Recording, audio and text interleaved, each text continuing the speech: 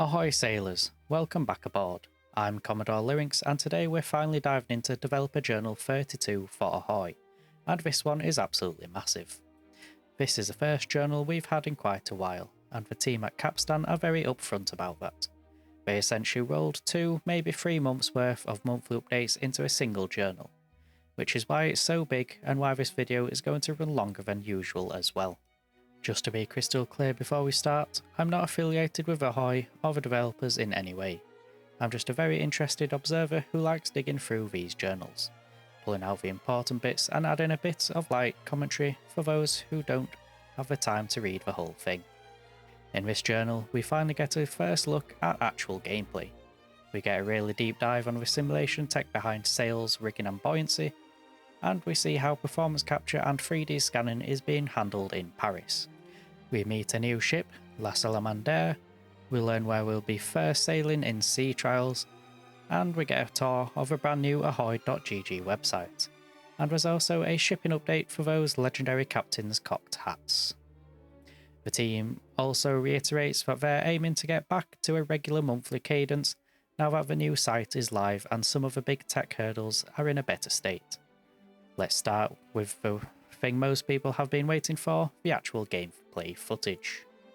But first, a slightly personal plug. Join my disciplined, organised naval unit for the British nation in Ahoy. Founded in 2025, our mission is simple: to create a welcoming, serious fun environment where teamwork and strategic improvement come first. We seek dedicated team-first captains committed to competitive naval gaming and inclusivity. Help us build a successful and approachable squadron. Apply via Discord today or head to our website www.theantiguasquadron.co.uk. Chapter 1. First Look Gameplay. For the first time, the team has shared real, in-engine gameplay of Ahoy. This is hands-on footage from sea trials. Not a cinematic, not a vertical slice trailer, but someone actually at the helm of Bumblebee, a small sloop we've seen previously. The developers spend a lot of time setting expectations here. They emphasise that this is very much work in progress. Animations are unfinished, some materials are placeholders, the surrounding environment is sparse, and there are missing visual details like bow waves and stern wakes. Some systems are present but unpolished, while others simply aren't implemented yet. They're very clear that nothing in these clips should be taken as representative of the final experience in July 2026. Which is the current target date for sea trials. Think of this as an honest, early look at where the core sailing and ship behaviour sit right now. Despite this, I think it's already telling us a lot. You can see Bumblebee moving in a way that looks heavy and physical, rather than arcade-like. The hull responds to the waves, the ship rolls and pitches in a believable way, and the motion has that slightly slow, deliberate character you'd expect from an 18th century sailing vessel. Even without the surrounding world fully built, you can get a sense of the simulation sitting underneath. The team say they've deliberately held back on showing gameplay until they felt comfortable putting it in front of people. They describe themselves as perfectionists, and this is presented as the first of what they hope will be more regular snippets of gameplay in the future journals as systems get added and refined. They also give a brief preview of what's coming in the next few updates. Specifically, they call out bow waves and stern wakes, which are currently missing because they recently moved to their own proprietary ocean system and need to port the early work across. More ship interactions, things you can do on and around the ship, which will be the focus of the next journal.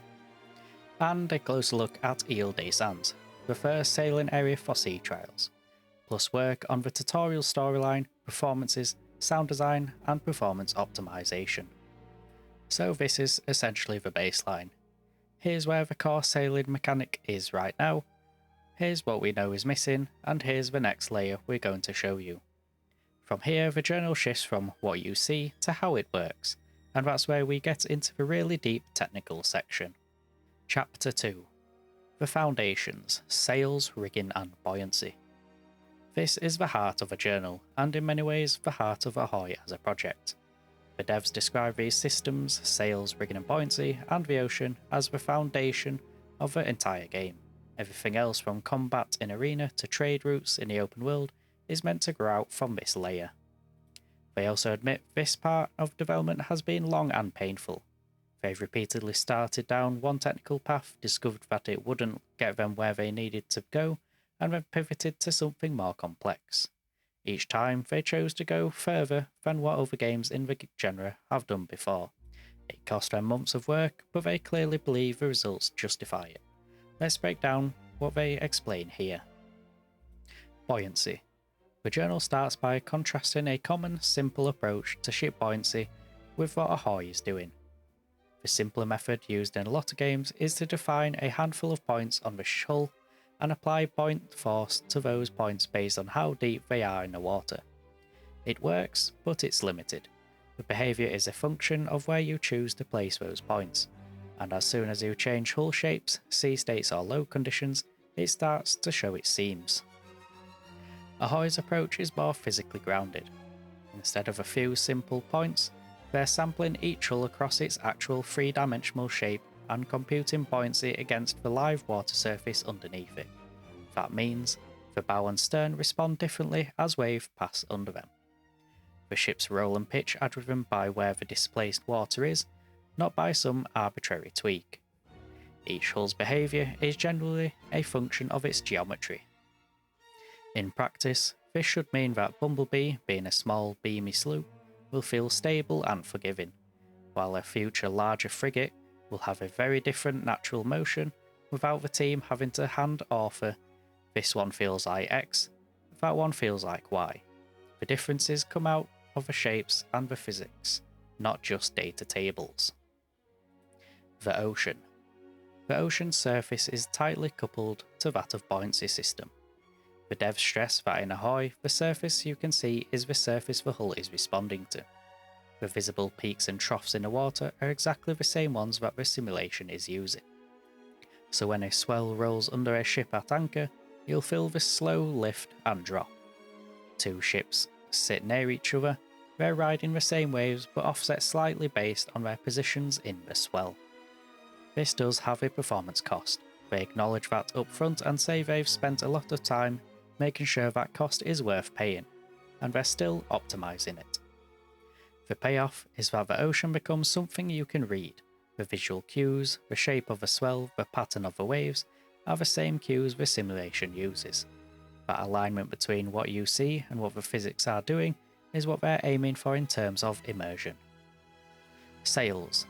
The sail and rigging systems are described as one of the longest running technical challenges, and also something they've deliberately avoided locking down publicly until they were confident in the approach. Each sail in Ahoy generates lift and drag based on its area, takes into account the angle of the wind across it, and responds to the shape it currently holds, not just a binary full or reefed state. And crucially, those forces are resolved in 3 dimensions and applied where the sail actually is on the rig. That means the wind isn't just pulling the ship forward along some invisible axis, it's pushing the rig sideways and upwards, and then the hull's response to that off-centre loading is what creates the motion through the water, the heeling, the leeway, and the way the ship settles in the sea state. Tactically, that opens a lot of depth. You can spill wind from a sail to reduce heel in heavy air. You can back a foresail to help swing the bow around in tight water, and you can reduce sail to actually go faster when overpressed, because past a certain heel angle, more canvas just means more drag and less effective driving force. The team are very clear that they've baked these possibilities in at the physics level, not faked them with canned behaviours. That puts a lot of pressure on the controls and UI to make these tactics usable, but if they nail that, it should reward players who really learn their rig. And talking of rigging, the rigging system extends this philosophy to the lines themselves. In Ahoy, this means the lines will run between actual blocks in the rig, they take load when sails are set, and they respond to changes in trim and wind physically and visually. When a sheet is hauled, you're not triggering a pre-canned sail rotates to X degrees animation, instead that line pulls the sail to the angle it can reach given the wind pressure fighting against it. When you let a line fly, the tension drops, the sail spills wind, and the rig responds. The devs mention halyards, braces, backstays, essentially the whole spiderweb of lines that make up an age of sail rig is participating in the simulation. The devs say this is where they most often conclude that they had to do something more involved rather than taking shortcuts. Rigid pre-animated sails or heavily abstracted rigging would have been much easier, but they felt it would cost them the very detail that makes this period interesting. They've also worked to make rigging legible to the player. Lines are not just painted on, they're actual physical elements that go taut under load. When something snaps, you'll see what failed. Even the sound of flapping canvas is driven by the simulation. So his luffing a jib is not just a sound effect, it's a cue that your trim is off. So why does this all matter? After laying out the tech, the journal steps back and explains why they've invested so much time here. Sea Trials is, in part, a test of these foundations. They want players to tell them what feels right and what doesn't. The whole project is built on the premise that if this layer is correct, then much of the interesting gameplay and even the emergent stories will grow out of it naturally. They give a few examples. How ships fight in arena will be a consequences of how they sail. How trade routes function in the open world will reflect the realistic time and conditions required to cross water in a given hull at a given point of sail. And the close call stories players tell each other. Getting off a lee shore, dodging a collision, squeezing out a win should be surprises offered by the simulation, not scripted scenarios. They also hint at more to come. Deeper dives into the wind modelling, weight and trim, rope physics, even small subsystems like flags and sail luff, plus a more immersive look at line handling from a player's perspective. From there, the journal shifts from ships and water to people, performance capture and 3D scanning. Chapter 3: Performance Capture and 3D Scanning in Paris. Earlier in March, a small part of the team travelled to Paris for performance capture and 3D scanning sessions with 4 actors. The journal pairs this section with a video that walks through the process, the scanning rig, the motion capture stage, at unit image, and snippets of the recording sessions. They wanted to highlight this for a few reasons. It's a part of a pipeline that's rarely seen, especially for an indie studio. The level of facial detail they get from high-end scans is far beyond they could achieve in-house, and it shows they're investing in grounded, specific characters rather than generic faces. Each actor stepped into a multi-camera scanning rig where they were photographed from all directions simultaneously. That produces a very dense point cloud, which is then reconstructed into a highly detailed 3D head sculpt. From there, the Ahoy character art team builds the in-game version of that head, preserving the proportions and the small quirks that make it feel like a particular person rather than a template. On the performance side, the sessions were led by Maxime, the director of cinematography, and Delphine as performance director. Over several days they captured scenes that will appear in Sea Trials and beyond. Though they're intentionally vague about the story and content, they'd rather you encounter these moments in-game with full context. They describe watching the actors bring these characters to life as one of the highlights of the year so far, seeing something they've written, cast and prepared take on a life of its own on the capture stage. The choice to travel to Paris rather than capture locally was deliberate. The actors were based there, and the scanning partner, Scan Engine at Unit Image, offered a level of fidelity and turnaround they wouldn't realistically match building and everything themselves. Crucially, the journal reminds us that performance capture is just the starting point. The raw data now goes through a long pipeline, cleaning the processing capture, retargeting it to the in-game skeletons and rigs, integrating it into the scenes, checking that it holds up under different lighting and from different camera angles. They also note this won't be the last session. More performance capture is planned in their own space and in other partner facilities as development continues. So ships and water are getting a simulation first treatment, and characters and performances are getting a fairly high-end pipeline for an indie. Together, that's a strong signal that they want both physical and narrative aspects of Ahoy to have weight. Next, we move back to the ships and introduction of a new vessel. Chapter 4: Introducing La Salamandre. The next addition to the Ahoy fleet is Salamandre, a French bomb vessel from the late 18th century. In the journal, she's shown via multiple in-engine screenshots. She's not sailing yet in-game, her hull and rig are built, but there's still a fair amount of work required to bring her to a playable state. This is very much an early reveal, giving the community a first look, while the art team continues to refine her. Bomb vessels are a specialised type of ship. Unlike a frigate, which is built around a broadside battery, a bomb vessel is built around a pair of heavy mortars mounted on reinforced beds. Those mortars fire explosive shells in a high arc, dropping onto targets from above rather than striking side-on like regular naval guns. That requirement shapes almost everything about the vessel. The hull is heavily reinforced to absorb the vertical recoil of the mortars firing through the deck. The rig is rearranged to keep the deck area forward of the foremast clear, where the mortars sit, and the overall design prioritises stability as a firing platform over speed or manoeuvrability. La Salamandre specifically carries her main armament forward in two big mortars. Tactically, bomb vessels fight in a very different way to regular ships. They sit offshore at long range, they lob shells over intervening obstacles, shoreline walls of the ships, onto fortifications, harbours or anchored fleets sheltered under coastal guns, and they methodically reduce targets piece by piece rather than engaging in a conventional broadside duel. Adding La Salamandre also fulfills the bomb vessel stretch goal from the Kickstarter. As with other stretch goal ships, she isn't planned for the initial sea trials or arena releases. She's being brought into the project now, so the rest of the team can start on the long process of detailing her ahead of time when she becomes playable. From a design perspective, having her in a fleet lets them start thinking through how bomb vessels fit into both arena and the eventual open world.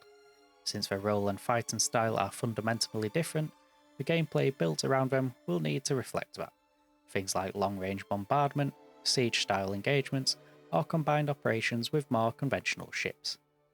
Historically, the real Salamandre had a service career detailed enough that the team feel they can give her the same treatment they've given to the other ships in the project.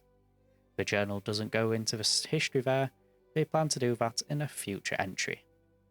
For now, they simply introduce her under the historical name, show off some early visuals, confirm that she's up for detailed treatment, and importantly, ask the community for naming ideas. They hint they may open a vote on what she should be named in-game. With ships, seas and characters covered, the journal then zooms out to the wider world of sea trials. Chapter 5 Îles des Santes, the first sailing grounds. We finally get a concrete answer to a question that's been hanging over sea trials for a while. Where are we actually going to be sailing? The answer is Îles des Santes, a small archipelago in the French Caribbean. It's a dependency of Guadeloupe, and interestingly was actually teased way back in the original Kickstarter campaign video, so this has been in their heads for some time. They keep this section intentionally brief because work on the location is still very early, but they do explain why they chose it. The islands are compact enough to be realistic for their limited scope of sea trials. They're historically interesting in their own right, and they sit in a region of the Caribbean that Ahoy will return to in the later phases of the project. There's also mention of a small but meaningful amount of land you'll be able to set foot on. That suggests there will be at least some on-foot exploration or interaction, though details are being saved for future journals once we have more to show. For now, the takeaway is simple. When Sea Trials launches, this is your first sailing ground. You'll be learning the ropes, quite literally, among these islands. From the game world, the journal pivots to the project's outward-facing hub, the brand new Ahoy.gg website. Chapter 6 The new Ahoy website. Alongside the journal, the team has launched a completely rebuilt Ahoy website. It's now intended as the main hub for everything related to the project: information, ships, FAQs, and eventually the new store. We break this section down into a few parts. The site itself. The new site is organised around the three major phases of Ahoy: Sea Trials, Arena, and Open World. Each phase gets its own page with context appropriate to where that work currently stands. That should make it much easier for someone new to a project to understand what's coming when, and what each phase is actually about. The ships section has also been expanded significantly. Each vessel now gets a more detailed page with historical context and visuals. They hint that these pages will receive further updates with more images in the near future. The FAQ has been overhauled to be more than just questions we get asked the most. It also includes questions the team believe players should have answers to, even if they're not always asked. They say they've gone through over 200 questions covering the project in as much detail as they can. The idea is that if you have a question about Ahoy, timeline, scope, systems or access, there's a good chance the answer is already there.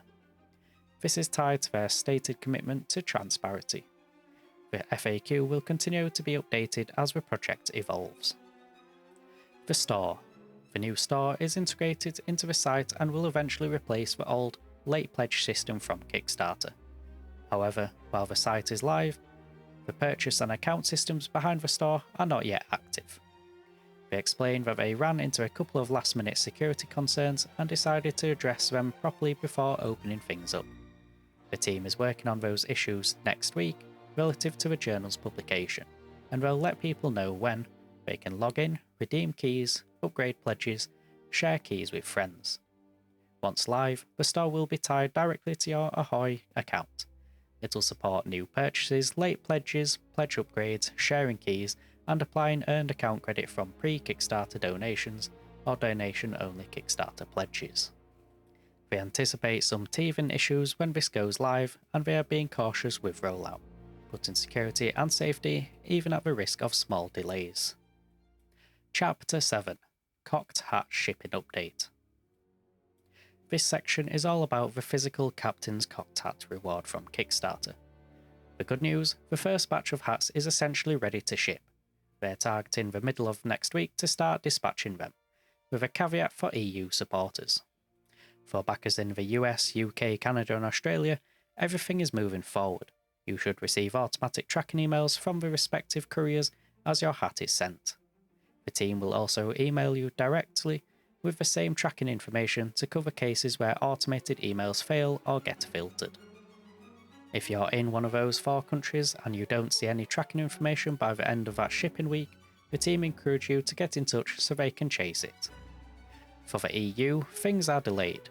To export sold goods into the EU, they need an EORI number. That application is in progress, and at the time of the journal, they're still waiting on it to be issued. Once that number arrives, they'll be able to ship EU hats, and they'll email each EU supporter directly with an update. They acknowledge this is as frustrating, paperwork-driven delay, something they try to anticipate but can't fully control. Beyond that main batch, there are a few outliers. Some hats are waiting on address confirmations, and some are associated with backers who haven't completed the Kickstarter survey, so the team doesn't have sizing information to produce the hats. Those will move forward on a rolling basis as people respond to surveys, confirm their details, and as Frederick is able to finish each individual hat. The journal then takes a moment to spotlight Frederick's work directly. He's producing these under his trade name F. Dean Hatmaker, and each hat is hand-blocked, hand-trimmed and personally finished by him. He contributed his time and craft to help Ahoy succeed on the Kickstarter, and the team are clearly very grateful. They describe the level of detail on each hat, the trim, the cockade, lining as something they're generally proud of, and they want every supporter to receive a piece that feels like it's being treated with real care and respect. Because each hat takes significant time to make, it's unlikely they'll run another sale of them in the near future.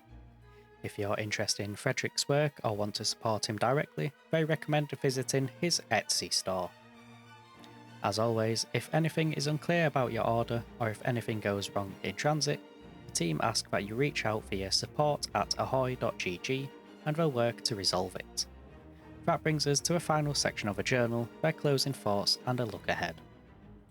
To wrap things up, the team acknowledge just how much ground this journal has covered. and how late it is relative to their original monthly promise. The long silence since the last update is something they're plainly not happy about, and they frame Journal 32 as both a catch-up and a bit of a reset. The balance they're aiming for from here is more frequent journals, narrower in scope, less of these mega updates after a gap situations.